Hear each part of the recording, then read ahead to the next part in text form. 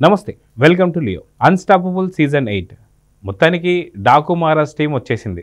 సందడి. అయితే మొన్న ప్రోమో రిలీజ్ అయింది. ప్రోమోలో కూడా ఎంతటి సరదాగా జరిగిందనేది అప్పుడే అర్థమైపోయింది. అయితే అంతకు మించి అన్నట్టుగా ఉంది ఫుల్ ఎపిసోడ్. మొత్తానికి ఫుల్ ఎపిసోడ్ గురించి మనతో మాట్లాడడానికి సీనియర్ జర్నలిస్ట్ హేమసుందర్ గారు ఉన్నారు. వారిని అడిగి తెలుసుకుందాం. సార్ నమస్తే. నమస్తే అండి. సార్, అన్స్టాపబుల్ సీజన్ 8 బాలకృష్ణ గారికి సంబంధించి చూసుకుంటే ఒక్కొక్క షో ఎంత హిట్ అవుతుందో అర్థమైతే వస్తుంది. అయితే ఇప్పుడు ఎపిసోడ్ పూర్తి స్థాయిలో డాకు మహారాజ్ టీం వచ్చేసింది. సో మనం ప్రోమోలో చూసాం, కొన్ని సరదా క్వశ్చన్లు కావచ్చు, చిలిపి ప్రశ్నలు కావచ్చు, ఇవన్నీ చూసాం. సో అంతకు మించి ఫుల్ ఎపిసోడ్ ఉందా లేదా అంటే ఏం చెప్తారు? అంతకు మించి ఉందని చెప్పాలి.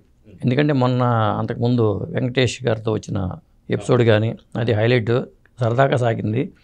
దీంట్లో కామెడీ ఏముంటుంది అనుకున్నాం. ఇక్కడ వచ్చిన గెస్టులు ఎవరు? మరి మ్యూజిక్ డైరెక్టర్ తమన్ను, స్టార్టింగ్లో బాబీ వచ్చారు, ఆ తర్వాత నిర్మాత నాగవంశీ గారు వచ్చారు, ఆ తర్వాత మ్యూజిక్ డైరెక్టర్ తమన్ వచ్చారు. తమన్ రావడానికి ముందు లైట్లన్నీ ఆరిపోయి వెలుగుతున్నాయి. ఇదేంటి ఇలా ఉంది సడన్గా అని బాలయ్య బాబు అంటాం, అక్కడి నుంచి తమన్ ఎంటర్ కావడం జరిగింది. అంటే ఎంట్రీ సీనే తమన్కి అట్లా ఇచ్చారు. మొత్తానికైతే ఈ ముగ్గురు వచ్చిన తర్వాత చాలా సరదాగా ఉంది. అంతకుముందు ఏంటంటే స్టార్టింగ్లోనే బాలయ్య బాబు రెగ్యులర్గా ఒక గెటప్లో రావటం, వాళ్ళని కూర్చున్న వాళ్ళతో క్వశ్చన్స్ అడిగించుకోవటం, తన చేసిన సినిమాల గురించి చెప్పడం అనేది జరుగుతూ ఉంటుంది కామన్గా. ఈసారి కూడా అలాంటిగా ఒక తన సినిమాలకు ప్రస్తావన రావడం, తన 50 ఏళ్ళ నాటి జీవితంలో రకరకాల పాత్రల గురించి అవన్నీ చెప్పుకున్న తర్వాత లెజెండ్ టైటిల్ ఎలా పెట్టారు ఏమిటి అనే ప్రస్తావన వచ్చింది. క్వశ్చన్ అడిగినప్పుడు లెజెండ్ అనే టైటిల్, లెజెండ్ అనే ఒక సంఘటన జరిగింది, ఇండస్ట్రీలో లెజెండ్ ఎవరు అనే టాపిక్ వచ్చినప్పుడు కొంత నాకు అది కొంతమంది హీరోల సంగతి తెలుసు, కానీ అది కొద్దిగా నాకు ఆ టైటిల్ అయిన మనసులో మెలింది. అలా ఈ టైటిల్ పెట్టామని చెప్పడం జరిగింది. అయితే దీనికి సంబంధించి చూసుకుంటే లెజెండ్ గెటప్ సంబంధించి చూసుకుంటే గతంలో కూడా బాలకృష్ణ గారు కూడా వజ్రోత్సవాల టైంలో ఉన్నారు. సో ఆ టైంలో మనకు అందరికీ తెలిసిందే చిరంజీవి గారు, మోహన్ బాబు గారికి సంబంధించిన ఇష్యూ. సో ఇప్పుడు నిజంగా లెజెండరీ ఆ యొక్క దాని నుంచి వచ్చిన తర్వాత అసలైన లెజెండరీ సినిమాగా ఇదైతే నిజంగా ప్రూవ్ చేసుకుంది, ఖచ్చితంగా సక్సెస్ అయింది. అయితే ఇది పక్కన పెడితే షో స్టార్ట్ అయిన తర్వాత నిజంగా తమన్ గారు వచ్చేటప్పుడు మీరు ఇందాక చెప్పినట్టు లైట్లు ఆఫ్ అవడం కావచ్చు, లేదంటే ఒక ఏమంటారు పబ్కి సంబంధించినటువంటి లైటింగ్లో రావడం. సో దీనికి సంకేతం ఏదని అనుకోవచ్చు. ఎందుకంటే గతంలో మనం చూసాం ప్రోమోలో ఏంటి అంటే తమన్ మ్యూజిక్కి స్పీకర్లు బద్దలైపోయాయని చెప్పి, దానికి సమాధానంగా బాలకృష్ణ గారు కూడా ఖచ్చితంగా కొత్త స్పీకర్లు రెడీ చేసుకోండి అని చెప్పేసి అయితే అన్నారు. సో అంతకు మించి అఖండకు మించి మ్యూజిక్ ఇక్కడ దీంట్లో ఉండబోతుందంటే ఏమంటారు? ఖచ్చితంగా ఉండబోతుందని తమన్ హింట్ ఇచ్చేసాడు. ఎందుకంటే ఓవర్సీస్లో అమెరికాలో కూడా ఇండికేషన్స్ పెట్టారన్నమాట, స్పీకర్ల బద్దలైపోయిన సంఘటనలు జరిగినాయి కాబట్టి ఈసారి మీరు ఏర్పాట్లు చేసుకోండి తగినట్టుగా అని చెప్పి ఒక కాషన్ కూడా పెట్టుకున్నట్టుగా చూపించారు. అంటే ఈసారి కూడా అలా తరహాలోనే దీని బ్యాక్గ్రౌండ్ మనకి మ్యూజిక్ కూడా ఒక రకమైన మ్యూజిక్ వస్తుంది. వాల్తేరు వీరలు చిరంజీవి గారికి ఒక టైప్లో ఎట్లా పెట్టారో ఇందులో కూడా ఆ తరహాలో మ్యూజిక్ ఉంది.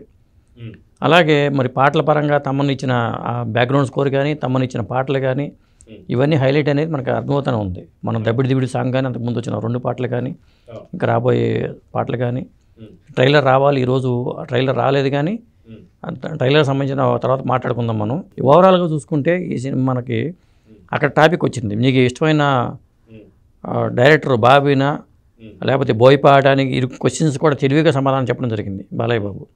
అంటే బాలయ్య, బోయపాటి, బాబీ అంటూ బీబీబీ అంటూ ఆయన తెలివిగా సమాధానం చెప్పడం కూడా జరిగింది బాలయ్య బాబు నోట. అయితే ఇదే ఎపిసోడ్లో ఊర్వశి రవితెల్ల అండ్ ప్రజ్ఞ జైస్వాల్కి కూడా కాల్స్ వెళ్ళడం జరిగింది. దానికి సంబంధించి ఎలాంటి చిలిపి ఆన్సర్లు వచ్చాయంటే ఏం చెప్తారు? నాగవంశీ మా ఇంటికి వెళ్ళాలి, మా ఆవిడతో ఒక ఇబ్బంది ఉంటుందంటూ నాగవంశీ గారు ఏంటంటే మహేష్ బాబు తరహాలో మాట్లాడుతుంటాడు. ఆయన పంచి డైలాగ్ సడన్గా పడుతుంది, గబాలని కక్కేస్తాడు, అది తీసుకోవడానికి ఉండదు. మాట నోరు జారితే మంచి చెప్పలేము అంటాం కదా, కావాలని ఆయన నోరు జారగానే ఓపెన్ హార్టెడ్ అనేది అర్థమవుతుంది. ఆయన ఓపెన్ హార్ట్తో ఉంటాడు, టక్కన నోరు జారిపోతాడు. అలా నోరు జారటం అనేది జరుగుతూ ఉంటుంది కాబట్టి చాలా జాగ్రత్తగా ఆచితూచి ఆ హీరోయిన్ల ప్రస్తావనలు కానీ, అలాగే చిలిపి ప్రశ్నలు, బాలయ్య బాబీ చిలిపి ప్రశ్నలు, అక్కడ బాబీ కూడా ఇరుకుని పడకుండా బాబీ కూడా తెలివిగా తప్పించుకున్నా తమను ఇరికించే ప్రయత్నం చేశారు. తమను కూడా ఇక్కడే ఉన్నాడంటే ఓ ఇక్కడే ఉన్నారా అని అనడంతో ఆ ఓ అనగానే పట్టుకున్నారు. చూసారా, తమను అనగానే ఓ అన్నారని, ఈ ఓ ఎక్కడ ఓ ఏంటి అంటూ తమన్ని ఆట పట్టించారు కాసేపు. అదే అయితే మామూలుగా వచ్చిన గెస్ట్లు ముగ్గురు కూడా చాలా సైలెంట్గా కనిపిస్తారు. ఎందుకంటే తమను అంత పెద్దగా అల్లరి చేసి అంటే ఒక దేవిశ్రీ ప్రసాద్ లాగా అల్లరి చేసే వ్యక్తి కాదు. అదేవిధంగా ప్రొడ్యూసర్లలో చూసుకుంటే ఖచ్చితంగా నాగవంశి కూడా చాలా సైలెంట్. డైరెక్టర్లలో చూసుకుంటే బాబీ కూడా చాలా సైలెంట్ అని చెప్పుకోవాలి, బాబీ కొల్లి. సో ముగ్గురు సైలెంట్ వ్యక్తులు వచ్చిన తర్వాత అంటే ఈ సైలెంట్ వ్యక్తుల్లో వైలెంట్ వ్యక్తులు కూడా ఉన్నారని నాకు అర్థమైంది ఈ షో ద్వారా.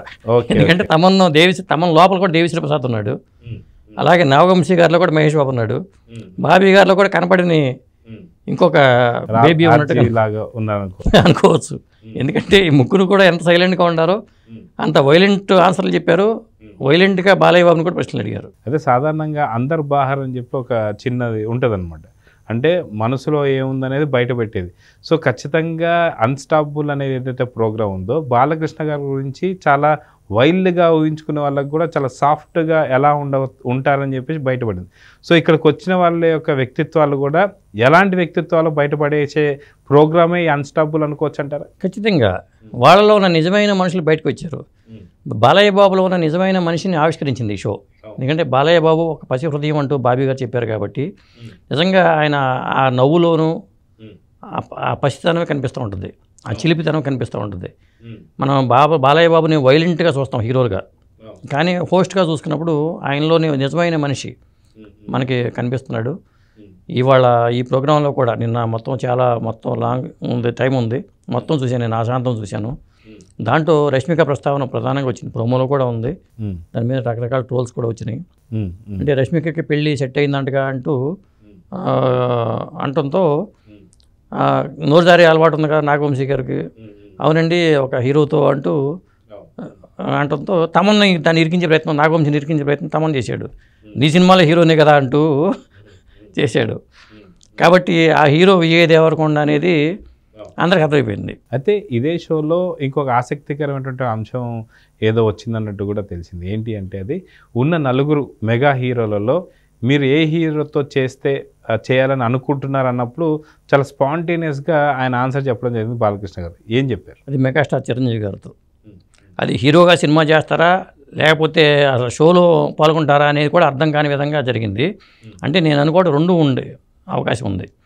అంటే నేను నాగార్జునతో చేస్తారా, వెంకటేష్తో చేస్తారా, చిరంజీవి గారితో చేస్తారా అంటూ ఆ ప్రశ్న వచ్చినప్పుడు బాలయ్య బాబు ఏం తడుముకోకుండా చిరు బ్రో మనం సినిమా చేద్దాం అంటూ ఆహ్వానం పలకడం కానీ ఇవన్నీ చాలా పాజిటివ్నెస్ కనిపించింది. ఎందుకంటే హీరోల మధ్యలో ఏమీ లేదు, చాలా ఓపెన్ హార్టెడ్గా బాలయ్య బాబు చిరంజీవి గారిని కలిసి మన సినిమా చేద్దాం అనడంతో కూడా ఒక పాజిటివ్ వైపు క్రియేట్ అయింది. భవిష్యత్తులో కూడా సినిమా వచ్చే అవకాశం లేకపోలేదు, వీళ్ళిద్దరు షో కూడా వచ్చే అవకాశం లేకపోలేదు. అయితే సంక్రాంతికి ఫైనల్గా ఉండే ఎపిసోడ్లో అంటే నెక్స్ట్ రాబోతున్నటువంటిది ఖచ్చితంగా గేమ్ చేంజర్ కావచ్చు. గేమ్ చేంజర్లో అయినా లేదా లాస్ట్ ఎపిసోడ్ ఒకవేళ మెగాస్టార్ చిరంజీవి గారితో ఉండే అవకాశాలు ఉన్నాయని చెప్పి చాలామంది అయితే అనుకుంటున్నారు. సో ఇది జరిగే అవకాశం ఉందంటారు? ఉండొచ్చు నేను అనుకోవటం. ఎందుకంటే ఇప్పుడు గేమ్ చేంజర్ సంబంధించిన గెస్ట్గా రామ్ చరణ్ వస్తారు కాబట్టి ఇప్పుడు ఏంటంటే ఈ షోలో కూడా రవితేజతో ఫోన్లో మాట్లాడారు, సిద్ధుతో జొన్నలగడ్డతో ఫోన్లో మాట్లాడారు. ఎందుకంటే ఆయన ఫోన్ కలిపారు.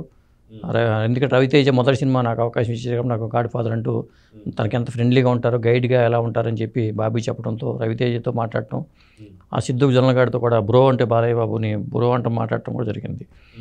అలాగే రామ్ చరణ్కి సంబంధించిన రేపు వచ్చినప్పుడు ఒకవేళ ప్రభాస్ని కలిపారనే మనకు తెలుసు లైన్లోకి, చిరంజీవి గారిని కూడా కలిపారా, పవన్ కూడా కలిపి ఉండొచ్చు చెప్పలేము, అలా కూడా జరిగి ఉండొచ్చు. అదండి దీన్ని బట్టి చూస్తే ఇట్లాంటివన్నీ చాలా ఆసక్తికరంగా సాగిందండి. ఈ డాకు మహారాజ్ సంబంధించిన సినిమా ప్రమోషన్ ఏవో కానీ జనానికి కావాల్సిన వినోదం మాత్రం షట్టర్ సోపేతమైన విందు అయితే అందింది. సో ఓవరాల్గా ఎపిసోడ్ మీకు చూస్తే డాకు మహారాజ్ టీంతో మీకు ఎలా అనిపించింది? చాలా సరదాగా ఉంది. ఎందుకంటే ఆ ముగ్గురిని కొత్తగా చూసినట్టు అనిపించింది నాకు. మరి హీరోయిన్లు లేకపోయినా కానీ ఆ లోటుని భర్తీ చేస్తూ ఫోన్లో కలపడం కానీ, చిలిపి ప్రశ్నలు కానీ, బాలయ్యకి వాళ్ళు సంధించిన ప్రశ్నలు కానీ, దానికి బాలయ్య చెప్పిన సమాధానాలు కానీ, ఇదంతా చక్కగా ఉంది. పైగా ఇంకో ఆసక్తికరమైన అంశం ఉంది, వాళ్ళ అమ్మాయిల ప్రస్తావన కూడా వచ్చింది. ఇప్పుడు బ్రాహ్మణికి సినిమా హీరోయిన్కి అవకాశం వచ్చింది, మణిరత్న గారు అడిగారు నన్ను, నేను అడిగాను అమ్మా నువ్వు చేస్తావా అని, మా రత్న గారు అడిగారు, సినిమా ఛాన్స్ ఉందని అడిగాను, తను చేయనుంది అంటూ బ్రాహ్మణి గురించి కానీ తేజస్వి గురించి కానీ ఈ సినిమాకి షోకి వెనకాల ఉన్న ఆమె హస్తం ఉన్న విషయం చెప్పారు. ఇలా ఇంకొకటి ఏంటంటే నాకు ఈ షోలో ఆసక్తికరం అనిపించిన అంశం అంటే బాలయ్య బాబు ఇట్లా చేత్తో ఎగరేయటం అనేది మనం చూసాం. అది అలవాటు చక్కగా బ్రహ్మాండంగా ఉంది. అది వాళ్ళ తేజీ కూడా అలాగే చేస్తూ ఉంటారు. బహుశా బ్లడ్లో ఉందేమో. ఇది నేను గమనించింది ఏంటంటే బాలయ్య బాబులో లేదు, వాళ్ళ నాన్నగారిలో ఉంది. చాలా సినిమాల్లో ఆయన ఇట్లా ఎగరేయటం ఇలా పట్టుకొని చూస్తూ ఉంటాం. డ్రైవర్ రాములో కూడా కాలికేస్తే వేలికేసి పాటలో కూడా ఇట్లా ఎగరేయటం అనేది కనిపిస్తూ ఉంటుంది. చక్కగా పట్టుకోవడం కానీ అక్కడి నుంచే వచ్చింది, ఆ బ్లడ్లోనే ఉంది అది. సో చూద్దాం సార్, ఖచ్చితంగా నెక్స్ట్ రానున్నటువంటి యొక్క ఎపిసోడ్లో మాత్రం ఖచ్చితంగా రామ్ చరణ్ గారు రాబోతున్నారు, మెగా పవర్ స్టార్. సో మొత్తానికి ఈ ఎపిసోడ్ మాత్రం చాలా బాగా అలరించింది. అదేవిధంగా రామ్ చరణ్ ఎపిసోడ్ ఎలా ఉండబోతుంది, ప్రోమో ఎప్పుడు రాబోతుందో వెయిట్ చేసి చూద్దాం మరి. నమస్తే. నమస్తే.